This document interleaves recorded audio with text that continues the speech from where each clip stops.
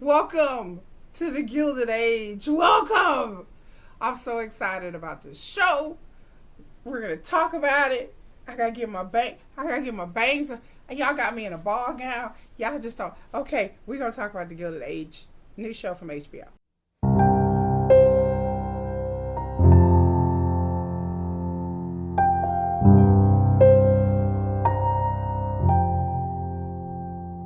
Girl, really? Anyway, this is the infamous Kiki. We are gonna talk about the new, exciting show on HBO or HBOmax, whichever. You may have the app. I have the app. I have HBOmax. It's called The Gilded Age. This is a show that takes place between the Gilded Age. Actually, itself is between the 1860s and early 1900s. This show, I believe, takes place in the 1890s. And I am so excited about the show. If you don't know anything about me, I love history. I don't watch a lot of reality TV. I only watch one show, Love During Lockup. Check my recap of that. But I watch a lot of history and a lot of politics. I am a history buff. I almost made a whole YouTube channel about history. But I don't know. I'm still thinking about it because I really love history. So I done got dressed up. I done got my whole ball gown on with my fur. Like y'all, I mean, it's not real fur. I don't do real fur. I got my notes. And so we're going to talk about this show. I'm going to do a recap of every episode of this show.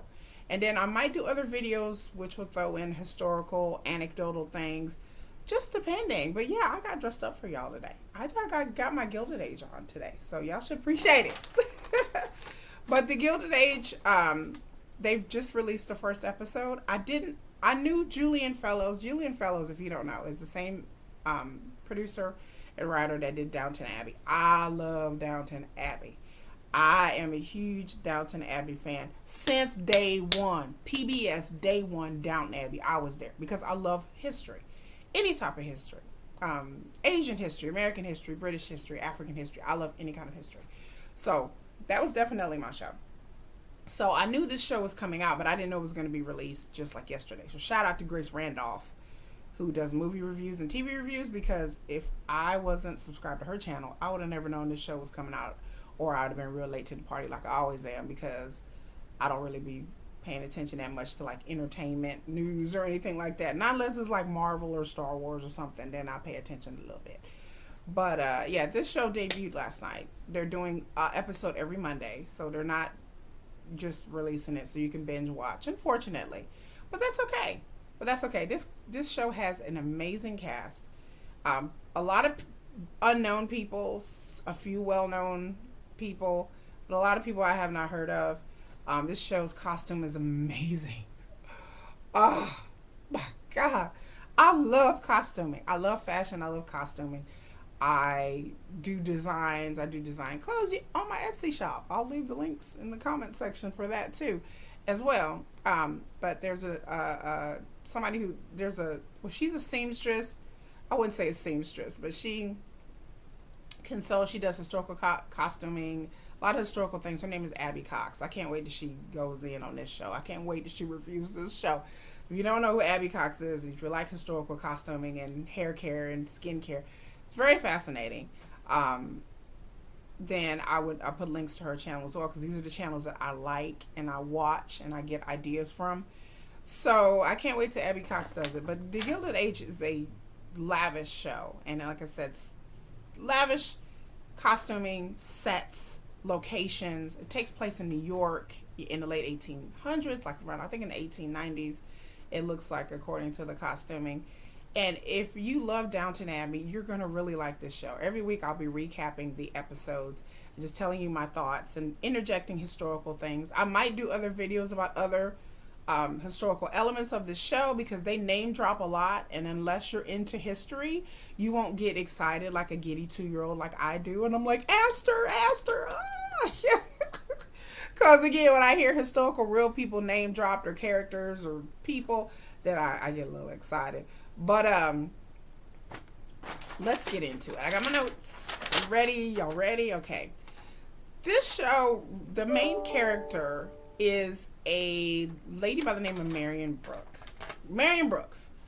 She is played by Louise Jacobson. Louise Jacobson, by the way, is Meryl Streep's daughter. And Miss Marion has lost her father. Her father has died. Apparently her daddy lied to her all her life because she thought she had money. Then the house was rented. The dad had lots of debts that they had to sell the furniture. Girl, let me tell you, her dad was no good. Her dad was a whole fool. Her dad apparently didn't lie to her for her whole life. And her daddy, they came from money, but he apparently squandered all the money. And so at the end of the day, when they paid off all his creditors and bills and they paid the rent for the house, that she thought that they owned the house, but girl, it was a rental.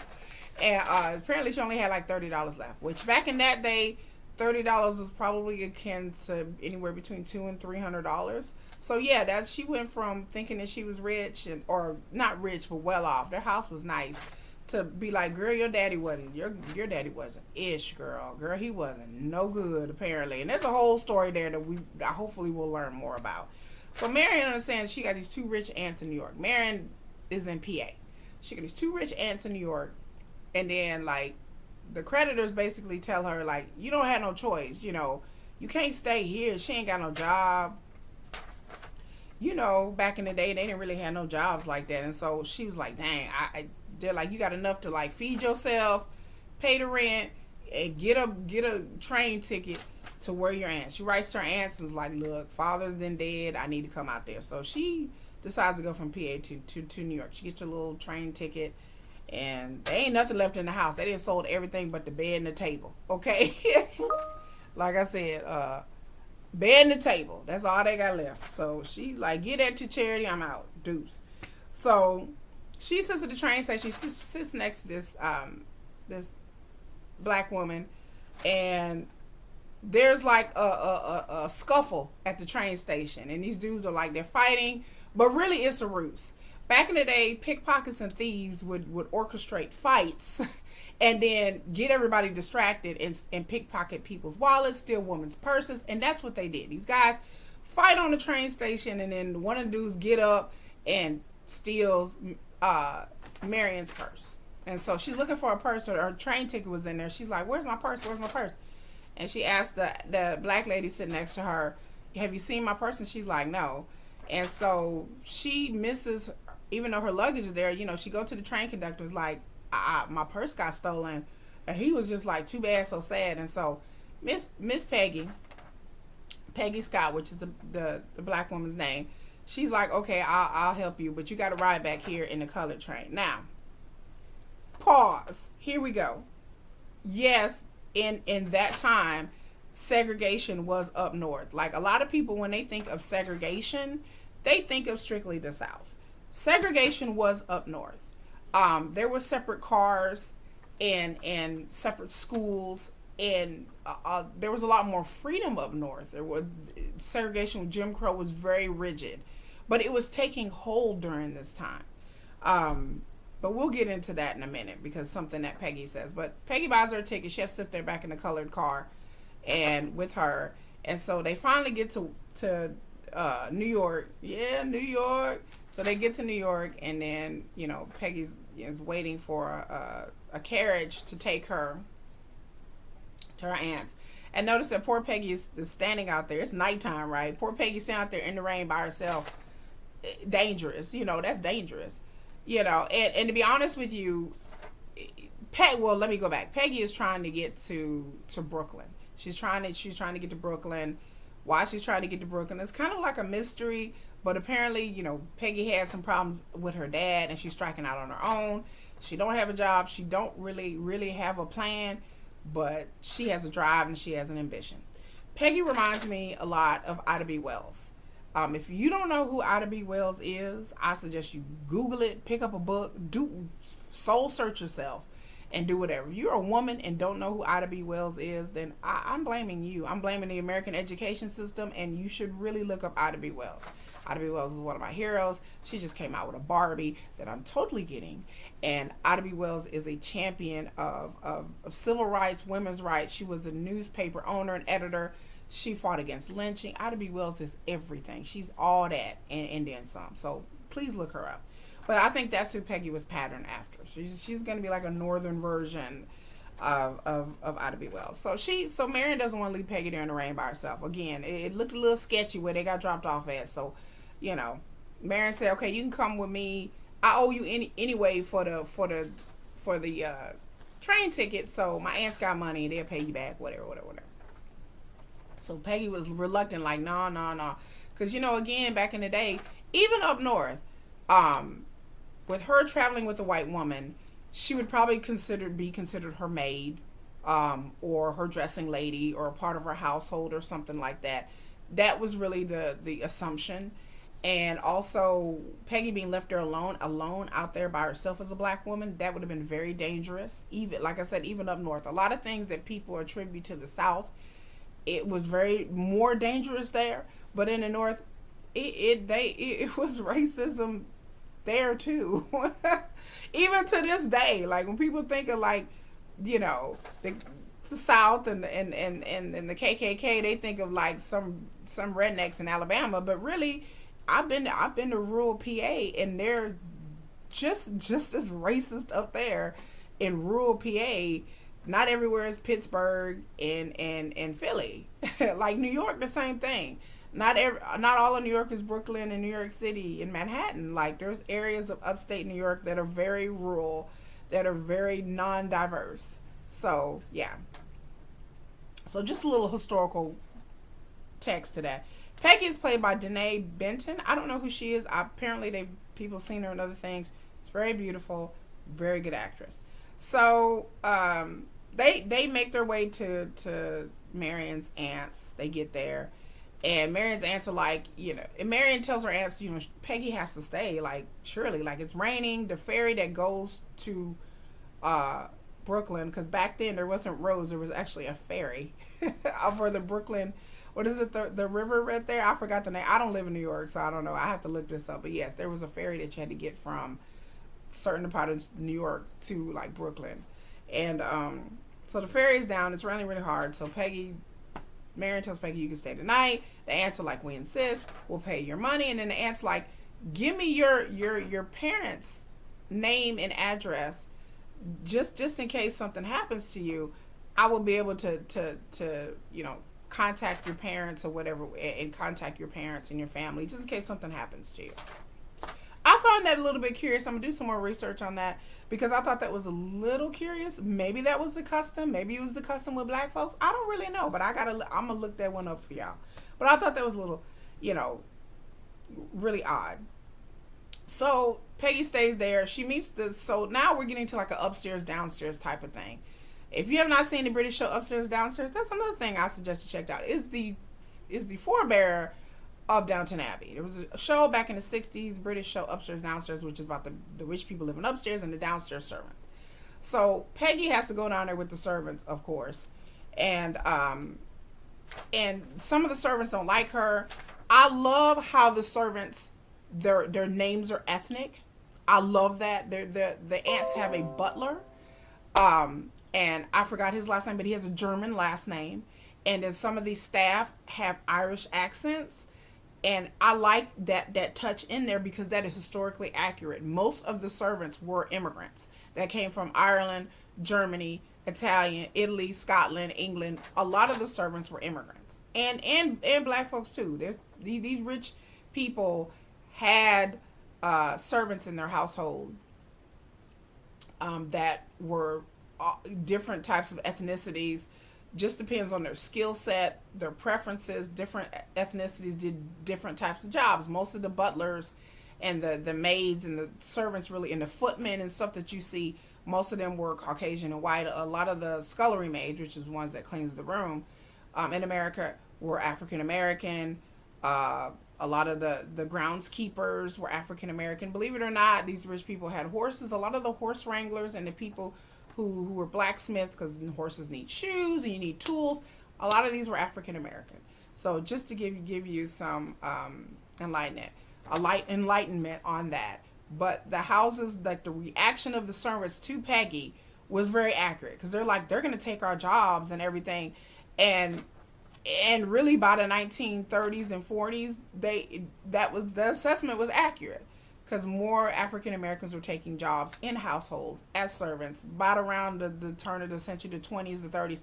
So the maid was saying was right. Like, she was upset because she's like, they're going to take our jobs. And which, hello, parallels to, this is going to be a long video, I'm telling y'all. I might do it in 2 parts. Which parallels to this day how people feel that Hispanic immigrants are going to take our jobs. This theme has been going on literally in America since the beginning. Since the first immigrants came here, since the dawn of time, probably in other countries. But this has been the mantra that people have used. They're going to take our jobs. They're going to take our jobs. The Irish and the English and the Italian immigrants were afraid that the black people were going to take their jobs.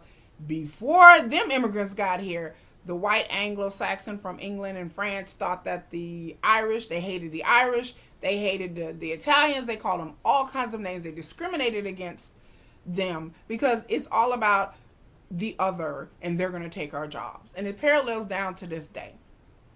Now people are like, well, that's silly. Well, that's dumb. Yes, because the Irish and the Italians, they assimilated in society. They married other people. They integrated and assimilated into this society. And it was easier for them than black folks to assimilate and to work their way up the ranks out of being servants. It was easier for them to blend into a society where, again, the majority of the country at that time and even now to this day is not minority. Like, the majority of the country, even more so back then, it still was 76%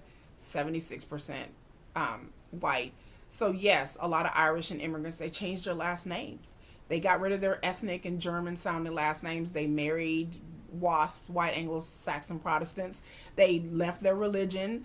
A lot of Jews did this. A lot of Irish, Italians, Germans, a lot of people left their ethnicity behind and pretty much like Anglo-Saxoned up their names and changed their religions in order to grow in business, in order to have more opportunities. You get into black folks who are biracial, who are really light, bright, nearly white passing. You get into a whole bunch of things. Like I said, I'm gonna tell you a lot of different things that other people probably won't tell you. But this, I'm just giving you some kind of historical context as to why the servants had the reaction to Peggy that they did. And so Peggy stays there the night. By the next morning, she tells the aunts. The aunt is having a hard problem keeping up with her correspondence, and she's like, I'm so behind. And then Peggy's like, well, I can help you. Look at my penmanship. Okay. And so she tells Peggy, okay, I'll have you, basically a secretary, write some stuff and have her sign it, and her penmanship is good. It turns out that Peggy went to a colored school that the sisters had their dad was a founding and gave money to this colored school. So she went to this colored school, and that's how she got her education. Peggy is well dressed, well spoken. I knew what time it was when I saw her. I knew that she probably came from a black family that had means and had money. Even though, she didn't say anything, but the way she was dressed was definitely not typical of just some lower class. She was dressed more of a upper middle class for African American at that time. Looking at her dress, I could tell. She talked about she went to a colored school. Okay. People were like, color school, probably wondering, people probably didn't think nothing of it. There's a thing called Plessy versus Ferguson. It was in 1896, Plessy versus Ferguson, they established separate schools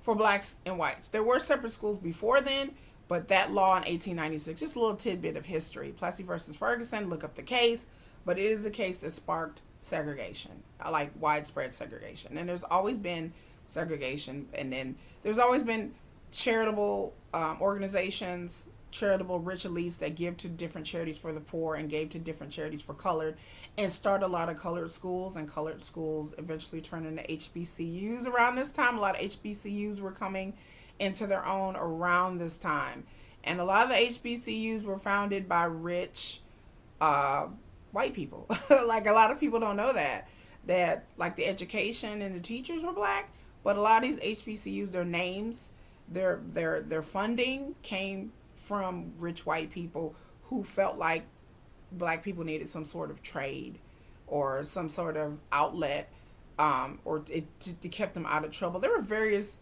motivations for people starting these colored primary schools and these colored colleges, and you have to do your research on your own. But Peggy went to one of these colleges where she got a great education, and there was tons of these colleges all over the Northeast. Yeah. So Marion is trying to find her way into society. She's a little awkward, and then she had the aunts. Okay, there's Aunt Agnes Van Ryn, and there's Aunt Ida Brooks. So Aunt Agnes, of course, is the firecracker, played by the great Christine Baranski, who Christine Baranski do what she do best, which is be snarky and sarcastic and like, girl, okay, boom, boom, boom, boom, boom. I love Christine Baranski. She's one of my favorite actresses. And Ida Brooks is played by Cynthia Nixon, who was on Sex and the City. And they play these characters. I mean, every scene that they're in is good. Agnes is the firebrand. Ida is the sweet, kind of dingy sister. But she drops some jewels and drops some wisdom. But these two sisters are slowly but surely becoming my favorite character. The way they bounce and play off of each other. They're yin and yang. And poor Marion is caught in the middle. So they're introducing her to society. And across the street, or a little bit across the way, lives the Russells. Not honey. Okay.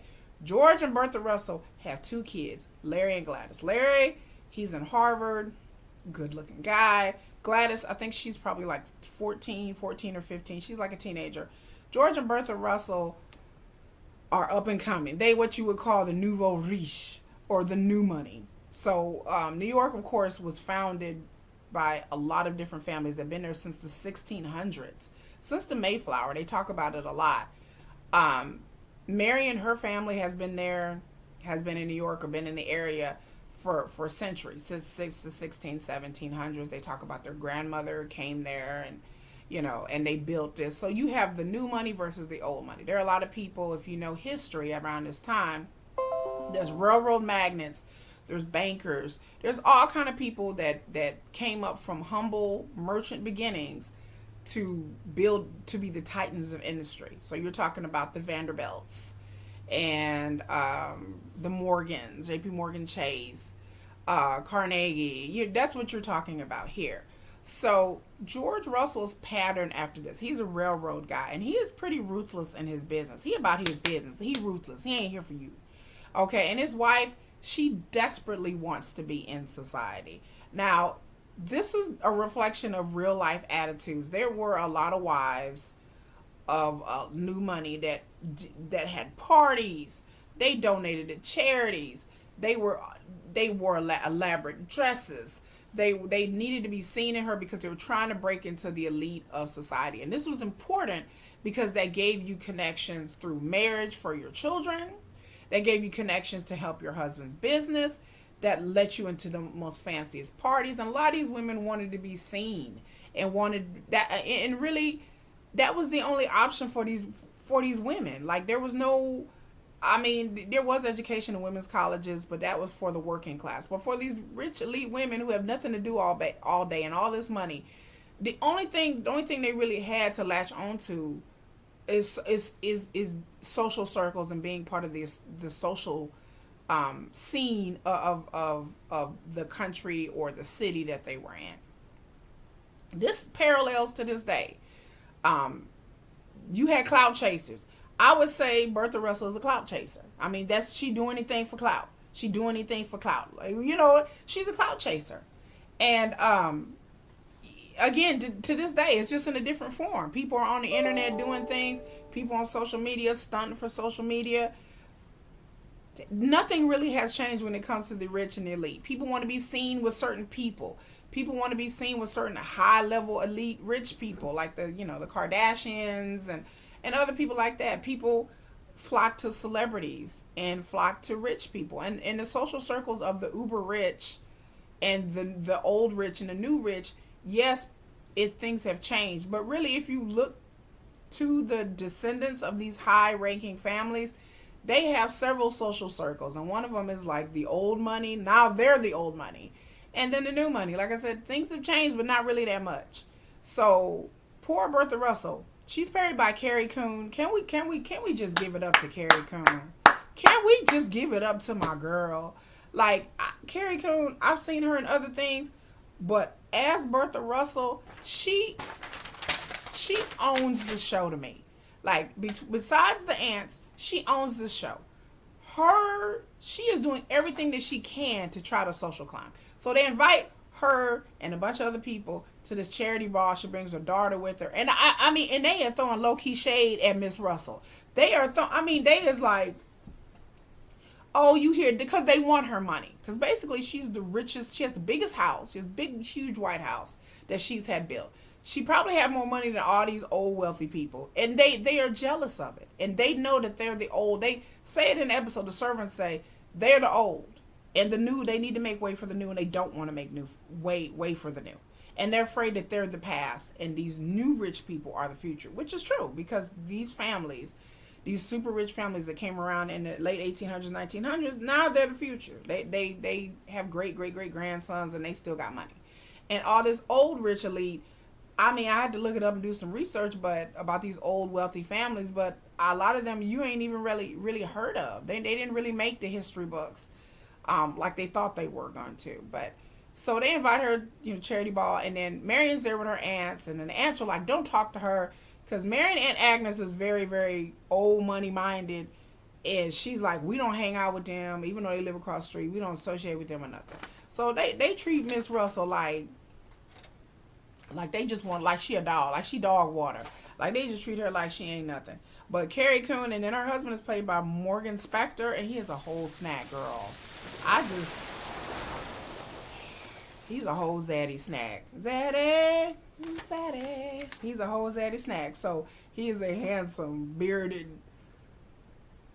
Gilded Age zaddy, okay? Like I said, that man, whoo, every time he on screen, I'm like, and the way he talks is just so, I don't know where he's from. I have to look it up. But Morgan Spector, the way he's talked is very like, I don't know, it's very attractive to me. The way he talks is and then the way he does business, he's a shrewd businessman and don't give a darn about you. He didn't take no ran people out of business. He didn't bought up railroads in certain towns that other people were in, and he don't care. He ain't trying to negotiate with nobody. I appreciate that. So then we go on to Larry Russell, which is George and Bertha's son, and he's in college, and he's dashing, and he's classically handsome, I guess. I mean, he's a good looking man, but not my type. Give me the zaddy. But so he's hanging out with the Astors. They drop a lot of names in this show. The Astors were a really prominent family in New York. They dropped the Astors, the Morrises, the Stuyvesant. You may have heard of Bed Stuyvesant. That name came from a family. Vanderbilt. There's a designer named Stanford White that designed George and Bertha Russell's house. These are all real historical people that you should look up, or I'll probably do videos on some of these people that they're name dropping because I was writing them down. And so at this, they go to this Astor party, and Larry Russell meets Oscar Van Ryn, and Agnes, her son, and her son is just like, he funny bougie. The first time I saw him on screen, I'm like, Oscar, are you playing for the other team? And yes, Oscar is smarmy. Oscar's like, girl, he's not like effeminate, but you can tell, Oscar's kind of sarcastic. And apparently Oscar didn't want to go home and face his mom. And he was like, yeah, what's your name, Russell? Where you live across the street from us? And apparently Oscar's been abroad. And he's not too eager to go home and face his mom because Oscar ain't married. I can see where this is going. Oscar is not married. And I'm sitting there going, okay, Oscar, come on, girl. Like I kind of knew that he played for the other team and he don't want to face his mom. So Oscar meets Larry at this party. And hopefully they'll become good friends, I think. So then we move on to Peggy. Peggy's talking to her mom. Peggy has issues with her dad. Apparently her dad was trying to protect her. There was just her and her mom meet at a cafe, African American cafe, and they're talking, and apparently Peggy has some issue with her father. So either her father wanted her to go in a different direction or something. I guess we'll learn later. But Peggy has issues with her dad. She has daddy issues. So we'll see later on, like what is going on with that. So Bertha, after Bertha goes to this charity thing, she feels like, this is my end now. This is my end. This is my way in society. Like, I didn't donate it out. They trying to get me to donate this money, so I'm gonna send out a bunch of invitations. The house is finally ready.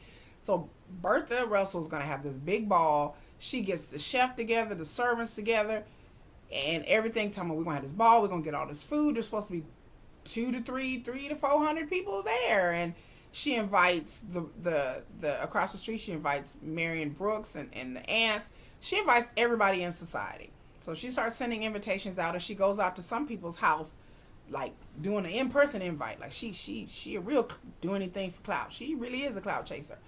So a lot, you can see the people taking invitations. Some people just put them to the side. They realize, oh, Russell, because again, the old money do not just looks at her like she's dirt just because she wasn't born into some kind of elite family. And but you know, Miss Russell, Bertha gonna try anyway. So she invites all these people to get this stuff ready, and then you'll see the exchange between her servants. And her servants are talking about, you know, what's gonna happen, and you know, some of them are like, why should we even worry about what these people think? That, you know, the missus, she's doing good, she has more money than anybody. But there's one servant, ladies. They're one trick. Yeah, I said it. They're one trick. Yeah, trick. I didn't peep her whole card. Miss Turner. Miss Turner dogging her missus out, talking about I work for Miss Gertrude, and she was better than her, and they don't want to be with her. She ain't nothing. She ain't came from nothing. When a chick throw that much shade like that, cause she want Mr. Russell. Now I don't blame her, but dang girl, she gotta throw it out like the servants are looking at her like, why you even work here? Like what? I'll be like, girl, you need to get you another job if you're throwing this much shade. Like, girl, I mean, she throwing shade because she is low key jealous. She's jealous of her, and then the interaction that she has with the husband, you can tell there's something going on there. You know, Mr. Russell is creeping with Miss Turner. Like, I'm spoiler alert. You know, spoiler alert. She creeping. So, okay. But she throw her under the bus like she talking about her like she just talking about one of her homegirls or something. Like she, you know, and they looking at her like, you know, you need to know your place. Like, really? And so the butler or whatever, he didn't peeped her. He didn't clocked her right. He looking at her like, okay, girl, okay. Like, you know, you better be careful. Pretty much telling her, you better be careful. Because, yeah, she want to be where Miss Russell at. So, and Miss Russell she don't even see it coming. She too busy obsessed with all this social climate stuff to even give it up to her husband most of the time. She too worried about that. So, yeah, they have this big ball or whatever. And then Marion ends up meeting Larry Russell, the Russell son, her dog, Pumpkin. Pumpkin's a bad dog, by the way. It's a bad dog. Pumpkin is wild. Pumpkin's going to take over the show and bite people. Pumpkin almost run out to the street. Larry Russell saves the dog and gives the dog, and he meets, you know, Marion or whatever.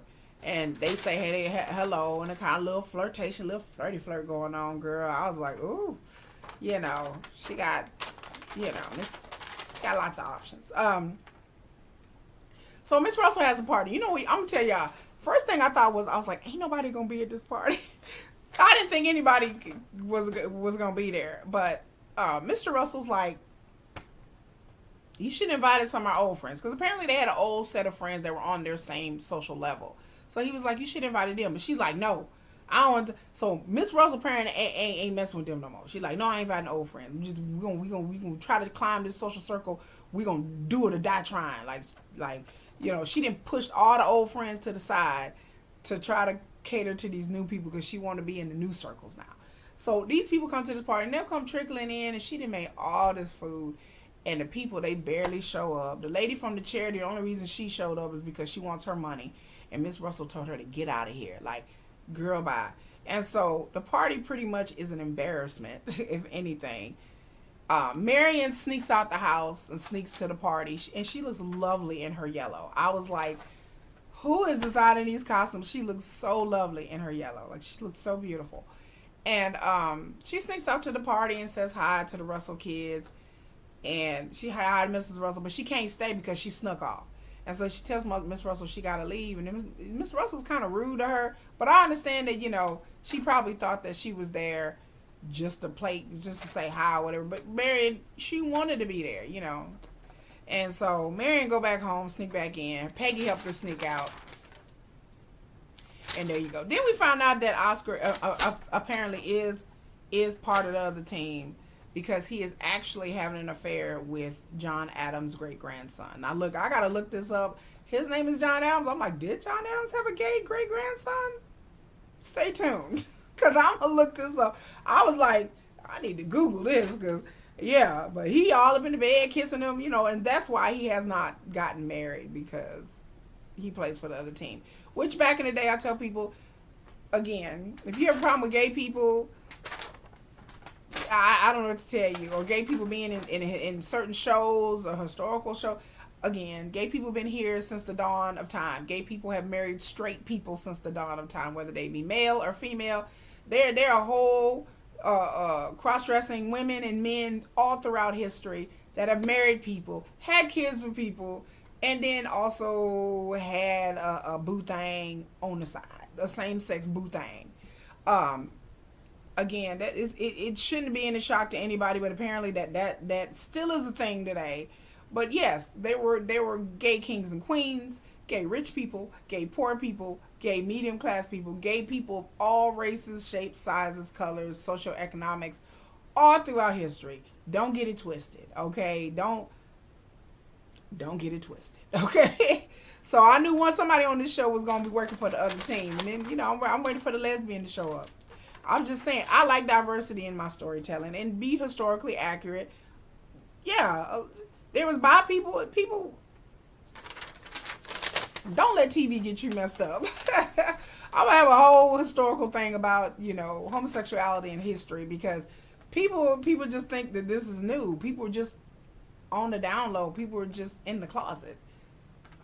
There's always been transgendered people, but they just had to do it at night. They had to do it at certain clubs and certain parties, and then they would go back home and then they straight it up, So that's always happened. So yes, Miss Russell was upset because not many people showed up. So she in the bed crying, and her husband comes to her and it was like, and her husband seems like he does love her. So even though I think Mr. Russell, Bearded Zaddy, is cheating on Mrs. Russell, it's obviously they're very affectionate with each other and they love each other, and he loves her, but I think he just gets tired of this, because I don't think he cares about social climbing at all. The men really didn't. I don't think he's really that invested in it. He's just kind of like, I just want you to be happy. That's a good man. He's like, baby, I don't care what these people talking about. I'm finna take all their money anyway, and I just want you to be happy. But she is not happy being a social climber. And again, I feel like there's a story there. They kind of hinted about her mom. They had a little conversation that her mom died poor and penniless. But he told her, he's like, but your mama really loved you. That was worth something. And it just seemed like, poor Bertha, it just seems like she's been through a lot in life. Like, she probably grew up poor, grew up destitute. Again, there's a whole story there. I'm really dying to know what is behind her psychology for social climbing, because, again, it's nothing unusual out of the norm, but the idea that she is really, really, really, really, really fixed in it, and it upsets her a lot, speaks to of the station of maybe where she came from. So she's crying in her bed, and her husband's trying, he can tell he was trying to, like, hey baby, trying to make her feel better. And she's like, leave me. And then she's like, I'm gonna make them pay. I was like, get it, girl. Oh, I'm gonna make them pay, all of them. I said, girl, high five Miss Russell, because it's like, if you don't get mad to get even, girl, I'm here for you, sister. I support you, Miss Russell. I support you, because they are really awful and mean and snobby to her. And I'm like, girl, really? They're awful to her. So she vows revenge as she cries on her pillow, and her husband basically goes off to another room. Because a lot of these marriages back in the day, people didn't know, they slept in separate rooms. They would go to each other's rooms to have relations, but they had their own separate rooms, which to us, we think that's weird, but that was normal. But then again, I think Mr. Morgan was going to hit up Miss Turner, the housemaid. I think he's finna hit her up. And I don't know if Miss Turner's like the head maid or the head, because, you know, just like in Downton Abbey, they had like a butler and then they had like a head lady, a head mistress or head lady. I think that's what Miss Turner is. She apparently dresses Mrs. Russell, so I don't know. But so far, this show, I loved it. People are saying, you know, some people have already seen seen the first 5 episodes. They said it gets better. I'm like, okay, I'm on board already. Like, this show is great. This show is good. Like, I love it, love it, love it, love it, love it. Like, I love it. But then again, I'm easy to please when it comes to Julian Fellows. I've liked all of his movies. I've seen other shows of his, and I've loved it. Like I said, I got my fancy dress on for you people. Like, my fancy. Just, I would stand up, but you know, I ain't want to stand up and do all that. But yeah, I got my old pageant dress out. So, and then like I said, I'm gonna do every episode, and then I'm gonna do probably side episodes. I think side episodes, because there's some name dropping and things that, you know, I'm gonna get out the slides and the pictures and everything, and break down historical. And then when I break down the show, I'm always gonna interject it with history. I'm sorry if that's you know, especially African American history, because this is about an era that I know a lot about. So I'm sorry if this is too woke for you guys, or I don't know, CRT. It's not. It's just history. There's a lot of things that people don't. I hope this show really. My hopes for this show, of course, more story, more background story about the characters, more historical context. Again, the African American character, she's the only one on the show. Hopefully there'll be more characters. They'll give her some kind of romance. Hopefully it's an African American male. Lord have mercy. I don't want to see no like interracial. I mean, and God knows for me to say that, who's in an interracial relationship. But I don't want to see Peggy like, oh, here she is with the white savior. I don't want to see that. I don't want to see that. I want to see Peggy to the normalcy for that period of time, was for Peggy to meet somebody and get married. I mean, maybe Peggy might pay for the other team. I don't know, but I don't want to see that. I just want to see an historical romance between 2 black people, because that there's really been not any shows that really show black people after slavery. It's either the civil rights or slavery. There's a whole history before slavery, there's a whole history after civil rights, and there's a huge chunk of time between the Gilded Age all the way up to the 1950s. Yes, black people had cities, we had success, there were black doctors, black lawyers, there's black people, and there were integrated schools, they went to certain colleges. There's a whole history of African Americans that doesn't just mean slavery and Martin Luther King. And I think that has not been portrayed. There were black elites. There were black people who had money. It wasn't a lot of few far between. There was a black middle class. There was a black upper class. There was a black educated class. There was a black lower class, just like today. But a lot of times what you see in media is slavery, slavery, slavery, or a black person is made somewhere, or boom, here we go to the civil rights and Jim Crow, and all of that is important. But in the black experience, there's other civil rights leaders besides MLK and Frederick Douglass. There's just a whole plethora, and hopefully in this show they'll incorporate, because New York was a hotbed area of like, you know, civil rights activities and people fighting for black equality. So hopefully they'll show some of that in there in Peggy's story. Again, this is the start of the defining era of the black newspaper. Black people had newspapers all over the country. And that's, again, a lot of people, black, white, or whoever, don't really understand that. Don't really understand the legacy of the black press. And I really want people to get into the legacy of the black press as a journalism major and somebody who likes to write and somebody who idolizes Ida B. Wells and read her book. And I really want to see a different type of black experience other than just slaves, poor people. Give me something a little bit different. Okay? So hopefully this show has done their research. So far, it's good. It's good. So far, they have done the research, historically speaking, for the rich and elites and everything, and hopefully they've done the research regarding Black people. If not, I'm gonna bring it to you because, again, like I said, I love history and I know a lot about this age when it comes to especially African American history. So that's my recap. I know this is long, but this is the first episode, and a lot of things to get off my chest because I was really excited about this show. So, like, share, subscribe, comment below. Tell me what you think. Did you not like the show? Have you not watched it yet? Why have you not watched it yet? Is this kind of not like your jam? But I want Black people this to be their jam. Like, I want a more diverse audience. Downton Abbey, there were Black Downton Abbey fans, believe it or not, but I want a more diverse, consider it takes place in the United States, and consider one of the major characters is African American. I hopefully will have more of a diverse audience. Because there, like I said, there's certain issues and things that need to be talked about, need to be discussed, that maybe other reviewers may not get into. So I'm going to get into it. So I hope you guys appreciate me getting into it. Hope you appreciate me wearing this dress. Let me boobies to boobies. Anyway, I hope you appreciate me getting my dress on for y'all. But anyway, this is Infamous Kiki. Until next week, folks. Until next Tuesday with the next episode. You guys have a great week. Watch my other videos.